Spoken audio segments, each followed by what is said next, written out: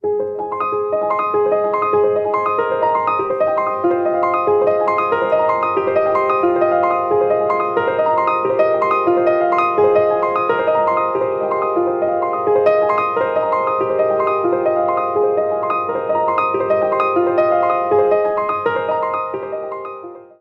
de nombreuses années, je donnais des consultations,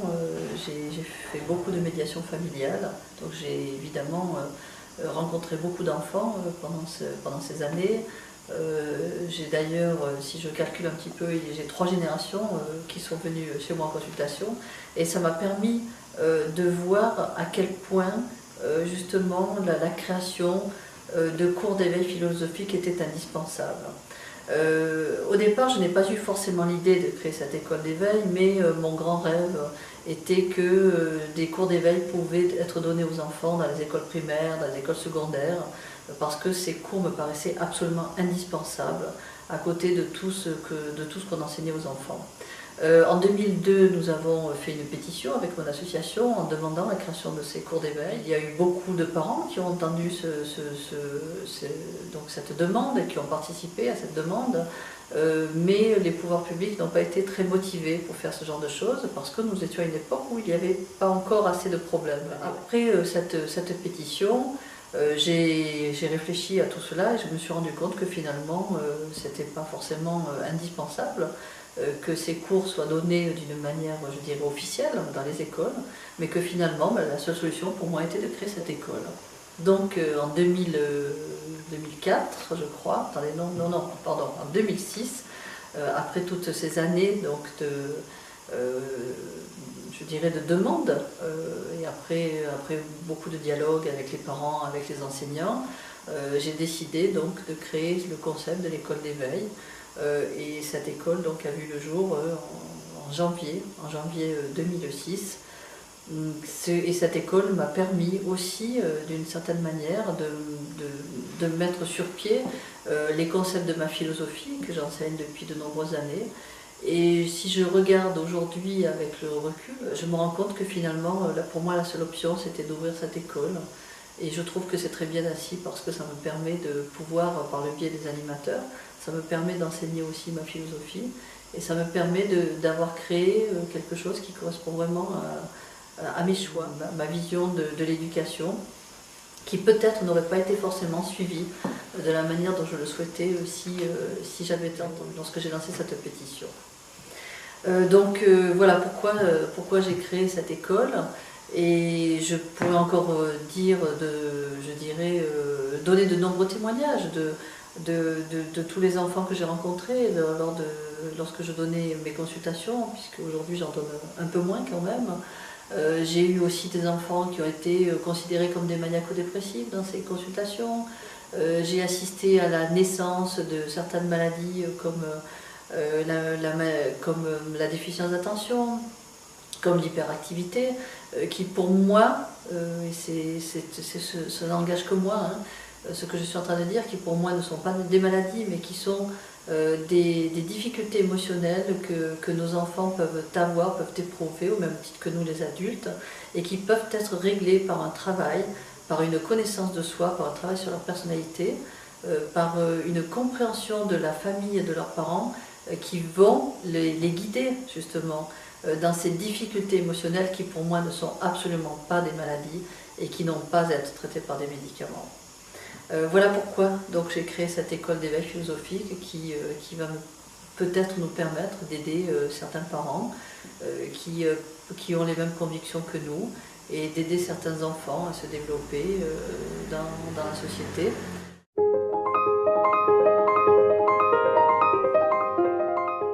Des personnes qui au départ font la formation de médiateurs, qui ne sont pas forcément des enseignants, qui n'ont pas forcément un parcours d'éducateur, mais il est évident que ce sont des personnes qui aiment les enfants et qui ont vraiment envie d'enseigner. Donc l'animateur doit faire la formation de médiateur. Ce travail va lui demander un énorme investissement. Pourquoi ? Parce que justement, s'il doit enseigner à l'école d'éveil philosophique, ça veut dire qu'il doit détecter les personnalités des enfants, les problématiques des enfants, il doit donner des réponses, parce que le but de l'école, c'est de donner des conseils, c'est de donner des réponses aux enfants, dans toutes les difficultés qu'un enfant peut avoir, que ce soit à la maison, que ce soit à l'école, que ce soit dans ses rapports avec ses camarades. Donc l'animateur est toujours en travail pour pouvoir avoir le recul nécessaire, la neutralité de comprendre les enfants. Et donc après avoir fait la formation de médiateur, l'animateur est suivi dans la formation donc, continue. Donc il va faire une formation 4 fois par année, à raison de 1 jour de formation 4 fois par année. Et l'animateur a également suivi la spécialisation au sein de la formation continue pour l'animateur de l'école d'éveil philosophique. Donc là, il a une base quand même qui est très, je dirais, qui est une assise, qui est solide, mais n'oublions cependant pas que pendant tout son mandat, l'animateur est suivi, il continue à travailler, il continue à apprendre aussi à se neutraliser, à être plus détaché, pour voir les enfants avec un regard, je dirais, sans implication, qui va lui permettre aussi d'être capable de parler aussi bien aux parents que de s'adresser aux enfants et aux adolescents.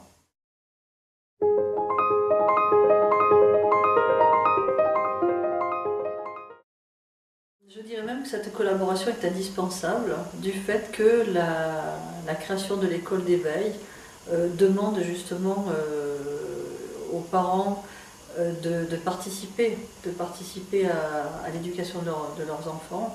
Et tout au long depuis que nous avons donc créé cette école, c'est-à-dire quand même maintenant en 2004, donc il y a bientôt 3 ans, nous avons constaté que si nous permettons aux enfants de découvrir leur personnalité, de mieux se connaître, de mieux se comprendre et de développer un dialogue avec les adultes, il est évident qu'un enfant ne peut pas obliger un adulte à développer un dialogue avec lui si l'adulte n'est pas lui-même capable de développer ce dialogue. Donc au fur et à mesure de l'évolution de cette école, nous avons vraiment pris comme option de demander aux parents de participer, parce que le fait qu'un enfant prenne conscience de ses difficultés, qu'un enfant prenne en charge sa vision de lui-même, ne peut pas l'aider dans sa démarche véritablement si ses parents ne participent pas. Donc, compte tenu de toute cette expérience que nous avons vécue avec les enfants, nous avons constaté que si les parents ne participaient pas, si les parents n'étaient pas actifs dans l'élaboration de la personnalité de leurs enfants, bien sûr que nous pouvons aider les enfants, mais en même temps, les fruits de ce travail ne sont pas véritablement positifs, dans ce sens que l'enfant va découvrir qui il est, il va découvrir ses besoins, mais si ses parents ne sont pas à l'écoute de ses besoins, si ses parents ne comprennent pas ce changement qui va s'opérer à l'intérieur de cet enfant, il va y avoir dichotomie entre l'attitude de l'enfant et un regard des parents qui n'est pas forcément nouveau, puisque ce regard attend peut-être que l'enfant soit sage, mais il n'attend pas forcément autre chose. Donc, tout au long du travail que l'enfant va faire avec l'école, nous avons demandé, nous demandons aux parents d'être là, de se présenter au cours avec l'enfant, de discuter avec l'animateur, d'ouvrir un dialogue entre l'animateur, l'enfant, de pouvoir aussi être au courant de ce qui se passe pendant le cours. Si l'animateur détecte chez l'enfant une difficulté, une souffrance, cette souffrance peut être expliquée aux parents, peut être discutée, et les parents peuvent vraiment, comment dirais-je, les parents peuvent profiter, si je puis dire, de tout ce qui s'est passé pendant le cours, dans la vie de tous les jours, dans le quotidien avec l'enfant, puisque le dialogue ne s'arrête pas à la fin du cours, à ce moment-là, et le dialogue va continuer pendant toute la période où l'enfant va aller à l'école, va vivre chez lui avec ses camarades, avec ses parents, et justement cette nouvelle connaissance que les parents vont avoir de ce qui s'est passé pendant le cours va leur permettre de mieux comprendre leur enfant et va leur permettre de mieux le guider, et surtout aussi de se rassurer quant à l'attitude de l'enfant, si cette attitude ne leur paraît pas juste ou si cette attitude est agressive, par exemple.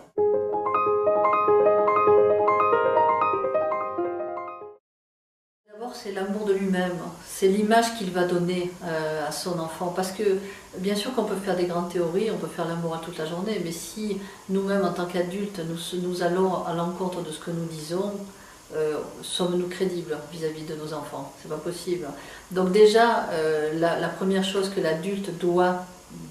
faire, c'est tout, se donner l'opportunité, tout faire pour qu'il apprenne lui-même à s'aimer, à se considérer, à se respecter, et qu'il apprenne à trouver un équilibre entre son travail, sa vie affective, ses loisirs, ses plaisirs. Ce qui est important aussi pour être un guide, parce qu'on n'en parle pas assez souvent, ce qui est important pour être un guide, c'est surtout pas d'être toujours sérieux, hein. Un guide, c'est un être pur qui sait rire de tout aussi, qui peut jouer comme un enfant, qui peut avoir beaucoup d'humour, et nos enfants ont besoin de notre humour. Ils ont besoin de savoir qu'on peut rire aussi des choses les plus sérieuses. Et donc je dirais, la première chose dont les enfants auront besoin pour qu'on soit un guide, c'est ce fameux amour que nous avons de nous-mêmes, l'amour que nous pouvons avoir pour la vie, notre capacité chaque jour à changer le monde, notre idéal, notre capacité chaque jour de se dire que notre vie n'est pas terminée et que c'est pas parce que j'ai des enfants que je ne suis pas capable de remettre en question ma vie, de changer les choses, d'être créatif. Un enfant ne va pas souffrir de changer ses habitudes. Un enfant va souffrir d'un manque de structure, et la structure peut se faire dans la créativité. Donc il a aussi besoin que les parents qui soient ses guides soient des êtres fantaisistes, créatifs, avec toutes les capacités effectivement de quelqu'un qui a la connaissance et qui va l'enseigner, et qui va surtout avoir la détermination de la mise en pratique au sein du clan et de la famille.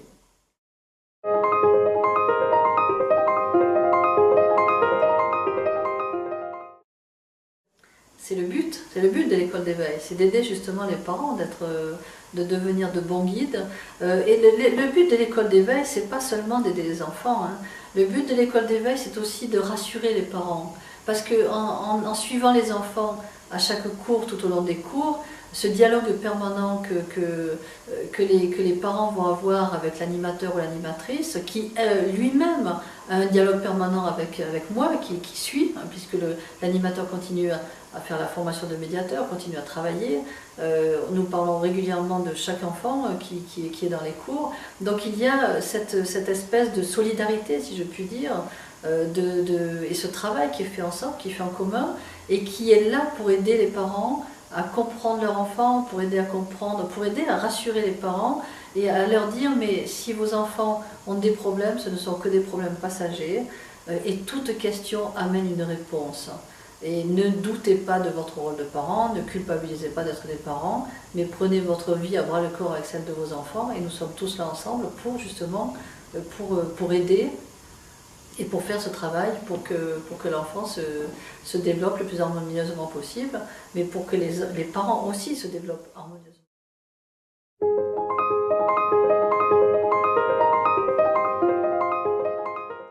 Les jeunes d'aujourd'hui sont les mêmes que les jeunes d'hier, hein. Je ne vois pas une différence entre ce que nous étions quand nous étions jeunes et ce que sont les jeunes aujourd'hui, si ce n'est que ce qui se passait à notre époque faisait que l'idéal des jeunes n'était pas tellement écouté parce qu'il fallait suivre une filière, il fallait avoir une référence. Cette référence, c'était les adultes, c'était les conventions, c'était une société qui était structurée. Et donc, il y avait la majorité des jeunes qui obéissaient, qui suivaient, hein, qui étaient dans la droite ligne de ce que leur apprenaient leurs parents. Et puis, il y avait quelques contestataires qui essayaient de se frayer un chemin, tant bien que mal, dans cette société, qui étaient un petit peu mis à l'écart de la société, mais qui finalement arrivaient à s'en sortir en devenant artistes ou autre chose, ou en étant en étant considérés comme des êtres un peu à part. Bon, donc ça c'est un peu on pourrait faire, si je puis dire, un parallèle entre les jeunes du passé et les jeunes d'aujourd'hui. Alors concernant les jeunes d'aujourd'hui, la société est complètement différente. Pourquoi? Parce que entre le passé et aujourd'hui, il y a eu toute cette révolution que nous avons tous vécue dans les années 60, qui a été concrétisée par ce qui s'est passé en 68, en mai 68, qui a révolutionné en quelque sorte notre société, qui a apporté chez cette génération un désir justement de sortir des conventions, d'avoir des idées nouvelles, d'être plus créative, qu'on entende ses besoins. Cette jeunesse a demandé qu'on entende ses besoins. Bon, le problème, c'est que on a entendu ses besoins, on a mis en pratique certaines choses. Cette génération a été très loin dans la recherche de la liberté, mais en même temps, on a oublié de nous dire que la liberté ne va pas sans la responsabilité, et on a oublié de nous dire que la liberté ne va pas sans le respect de soi, sans une structure, parce que la liberté peut être en même temps structurée. Et aujourd'hui, ben, si on parle des jeunes d'aujourd'hui, on peut se rendre compte que c'est une génération qui est un peu, je dirais, d'une part, qui a profité de cette libéralisation, de cette libération de la jeunesse de mai 68, et en même temps qui en est victime. Donc il y a profit et en même temps il y a souffrance. Et pourquoi elle en est victime? Parce que justement on est toujours finalement au stade de cette recherche de liberté, mais on n'a toujours pas le mode d'emploi pour savoir comment l'utiliser. Et nos enfants aujourd'hui font les frais de cette liberté mal comprise, mal utilisée, parce que nous-mêmes, notre société est encore en recherche, à savoir qu'est-ce que je peux donner comme liberté aux jeunes qui est en face de moi, où s'arrête la liberté, où elle commence. Et les jeunes actuellement, pour moi, sont toujours aussi épris d'idéal, sont toujours aussi épris de beauté, de faire des grandes choses dans leur vie. Mais pourtant, ce n'est pas ce qu'ils disent. Beaucoup de jeunes disent qu'ils ne croient plus en rien, que la seule chose qui les intéresse, c'est faire de l'argent, que la société n'apporte rien, que de toute façon, ils ne vont pas trouver de travail. Mais si les adultes acceptent de creuser derrière tous ces mots qui sont finalement vides de sens, mais qui ne sont que les aspects de la colère des jeunes et de leur souffrance, on va s'apercevoir qu'ils sont tout aussi idéalistes que nous l'avons été, qu'ils auraient envie, ils rêvent de créer une société de demain qui va leur plaire, qui va leur apporter une génération où ils peuvent créer, où ils peuvent être heureux. Mais en même temps, il y a tout ce désespoir d'avoir l'impression que qu'est-ce qu'ils vont devenir, qu'est-ce qu'ils ont comme futur pour leur vie. Et c'est là où nous, adultes, nous sommes entièrement responsables de leur prouver qu'ils sont capables de créer une belle société. Seulement, la question est celle-ci. Pour que les jeunes soient capables de créer une nouvelle société, une belle société, il faut que nous leur démontrions que nous avons été capables de créer une belle société. Donc pour conclure, pour moi, les jeunes d'aujourd'hui sont les mêmes que ceux d'hier.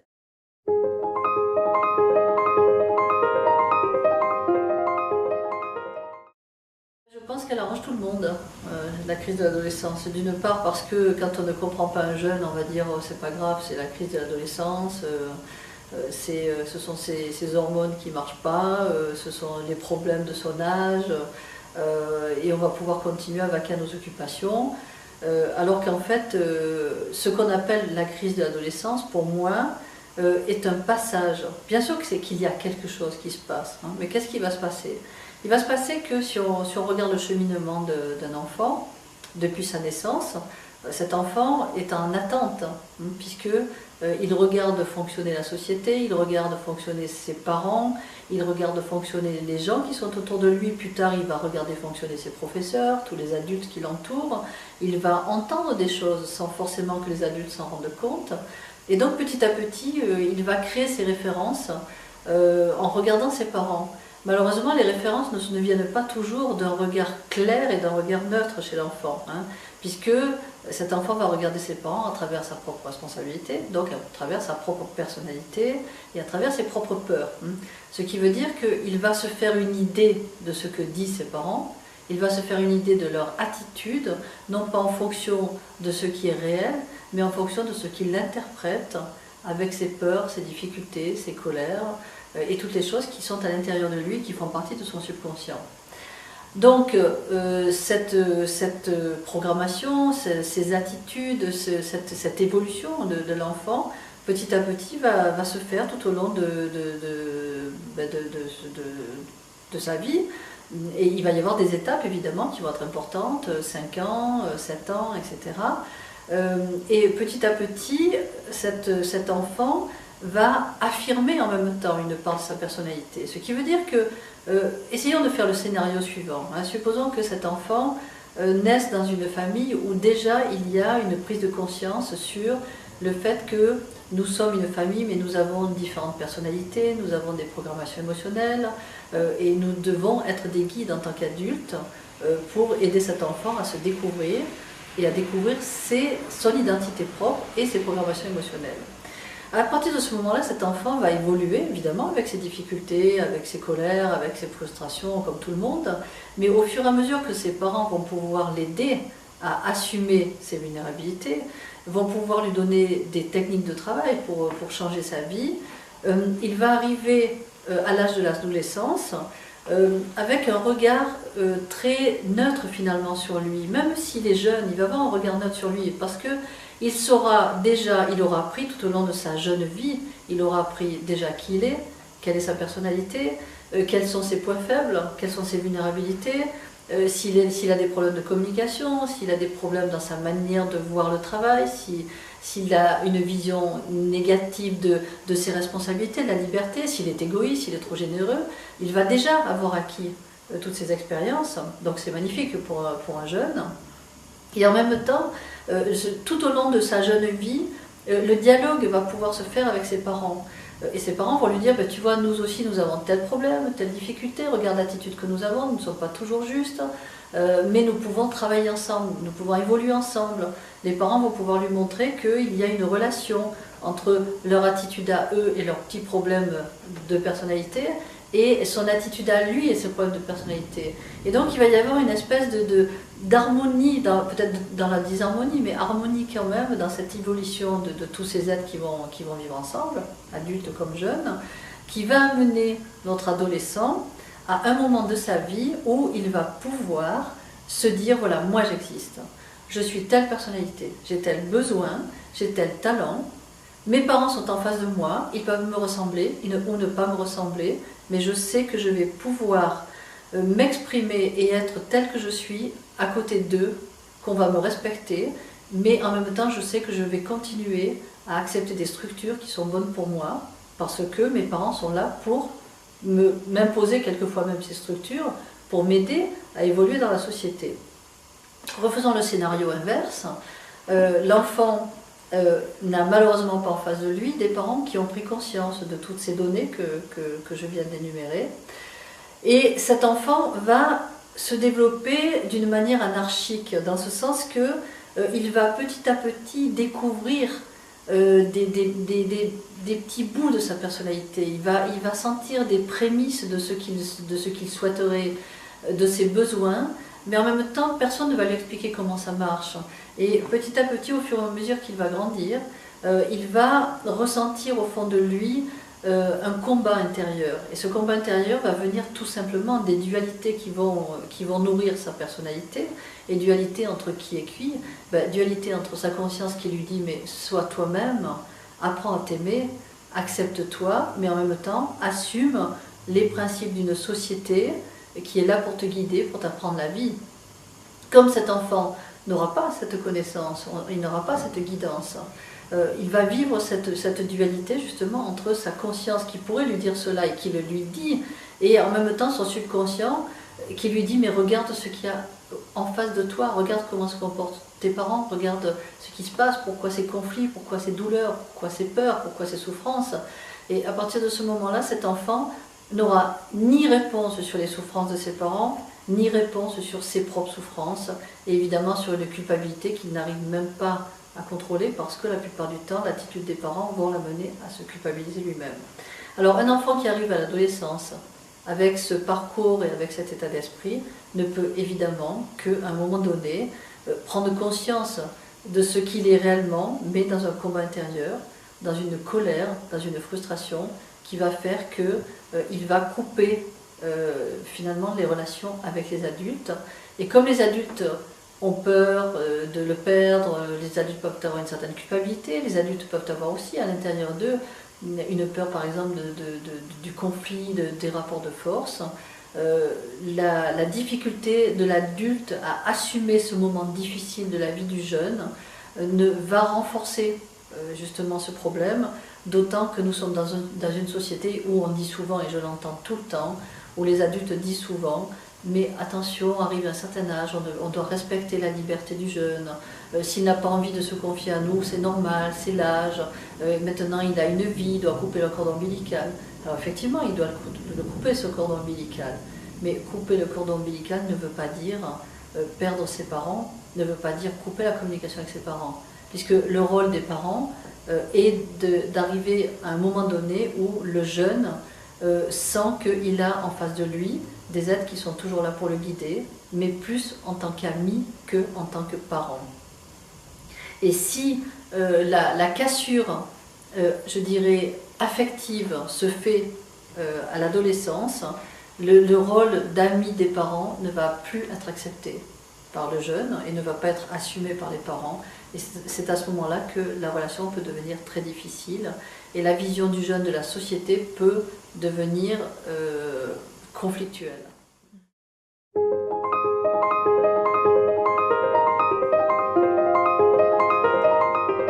Des enfants qui sont assez jeunes et qui ne peuvent pas rester très longtemps attentifs. On a pris l'option de travailler, l'animateur va travailler avec le livre que j'ai écrit, qui est un livre de contes, Les contes imaginaires de Jonathan. Et dans ce livre sont décrites les 9 personnalités que j'enseigne d'ailleurs dans la formation de médiateur, mais avec des personnages de rêve, des personnages qui vivent donc dans un monde irréel, qui en même temps donnent le même enseignement finalement aux petits enfants que l'animateur va donner aux adolescents. Il y a un fil conducteur dans ce livre avec un sage qui a toujours une réponse donc, pour chaque difficulté, pour chaque personnalité. Alors ce livre, évidemment, n'est pas seulement ce que l'animateur va utiliser, mais ce sera la base de son travail, et à travers ces petites histoires qu'il va raconter aux enfants, il va permettre aussi à chaque enfant de s'identifier et de pouvoir s'ouvrir, de pouvoir se confier, de parler de ses difficultés et de rebondir sur justement chaque individualité et chaque sujet qui intéresse les enfants et qui peut aider justement à une meilleure connaissance de lui-même et une compréhension de ce qu'il est en train de vivre dans sa famille ou à l'école ou à l'extérieur.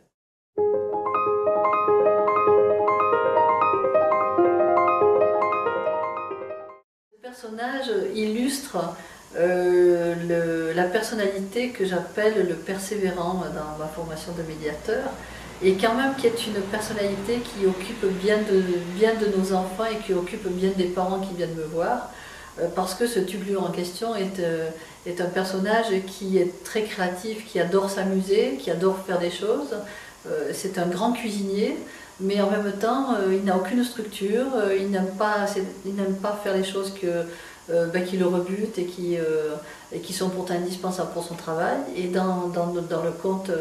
dont on parle, il lui arrive des tas d'aventures parce que justement, il veut faire beaucoup de choses, il veut faire des miracles, mais en même temps, il ne sait pas travailler pour faire ces miracles. Et donc, à travers cette histoire qui est assez amusante, l'enfant va pouvoir découvrir sa propre difficulté à aller au bout des choses, à être minutieux, à faire son travail dans les détails. Il va aussi pouvoir découvrir à quel point il a des difficultés à accepter l'idée de l'effort et à quel point toutes ces petites difficultés émotionnelles qui sont en lui peut le conduire à l'école, à avoir des difficultés avec l'enseignant, avec son maître de classe, plus tard avec ses professeurs, et à la maison aussi avec ses parents, parce que c'est toujours le dernier à se présenter pour faire la vaisselle, c'est toujours le dernier à ranger sa chambre, et il va avoir beaucoup de conflits dans sa relation avec ses parents, à cause de cette difficulté qui est en lui, qui pourtant paraît assez amusante dans le livre, mais qui dans la réalité ne l'est pas. Et à travers justement ce conte qui est amusant, l'animateur va pouvoir lui expliquer ses difficultés et comment les prendre au sérieux et comment trouver des solutions.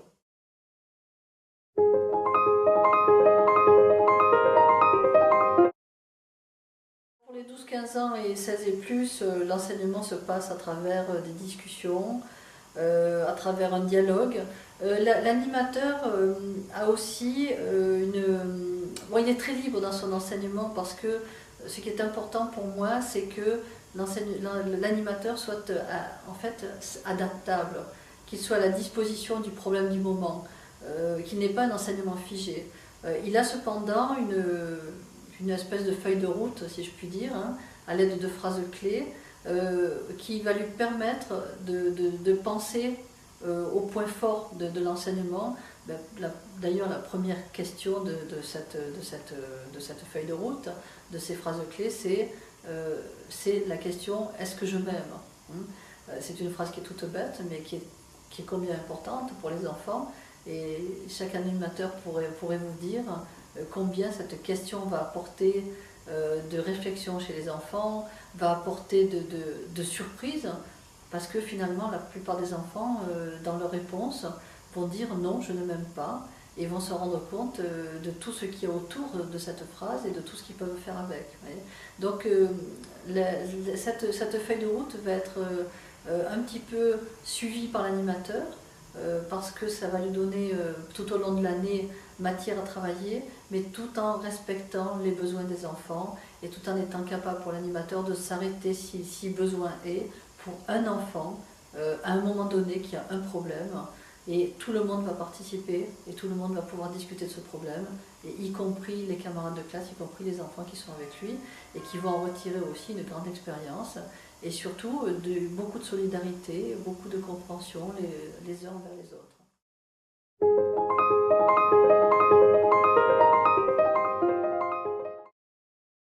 La formule a été bien réfléchie en fonction d'une part de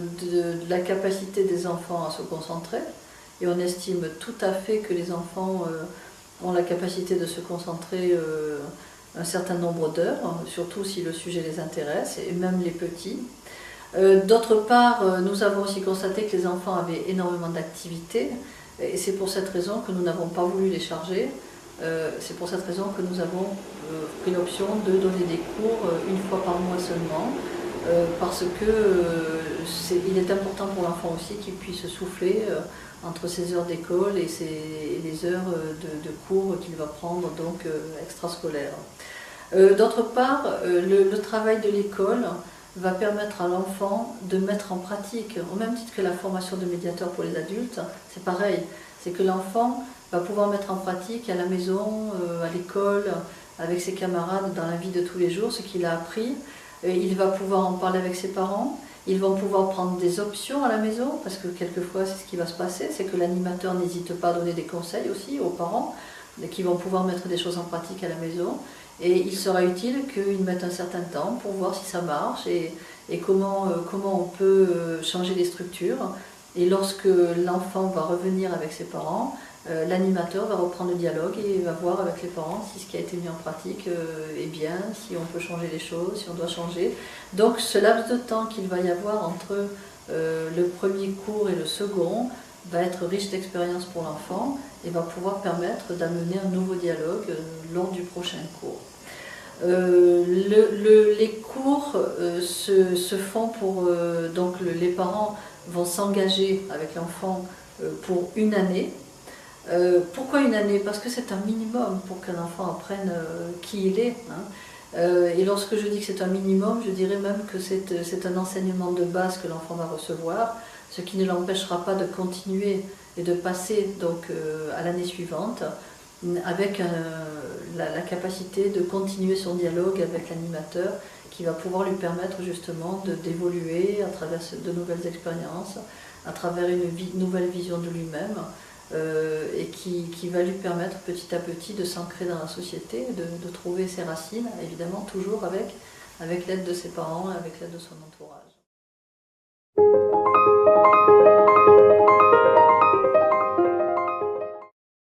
À la fin de l'année, effectivement, je me déplace donc à chaque cours pour faire un bilan avec l'animateur, les parents et les enfants. C'est-à-dire que je vais en réalité au dernier cours et l'animateur ne va pas faire son cours comme il le fait habituellement, mais je vais venir et je vais faire ce bilan donc avec l'animateur et les parents. Et le but, c'est justement que cette école continue à être vivante et que cette école serve à quelque chose. Parce que si on fait une école juste pour apprendre théoriquement des choses, pour moi, ce n'est pas forcément nécessaire. Une école doit permettre de mettre en pratique des activités dans le quotidien qui nous rendent plus heureux. Donc le but, c'est ça. Alors en fin d'année, on va faire un bilan, d'abord du travail que l'enfant a pu faire en classe avec l'animateur. Donc l'animateur va dire comment il a vécu son année avec chacun des enfants, puisque lors de ce bilan, je prends une famille après l'autre. Donc je vais demander à l'animateur comment s'est passée l'année, ce qu'il estime avoir vu comme difficulté chez l'enfant, mais surtout comme progrès chez l'enfant. Les parents vont pouvoir aussi s'exprimer en disant comment ils ont vécu cette année, et surtout l'enfant va pouvoir s'exprimer puisque je vais lui poser la question. Je vais lui demander comment est-ce qu'il a estimé que cette école lui a fait du bien, s'il a fait des progrès, etc. Et en dernier lieu, je vais faire une synthèse de tout ce que j'entends et je vais, si c'est nécessaire, donner peut-être des conseils supplémentaires aux parents, parler à l'enfant, et nous allons pouvoir terminer l'année avec, je dirais, encore des clés supplémentaires que les parents et l'enfant pourront utiliser pour continuer le travail de la maison.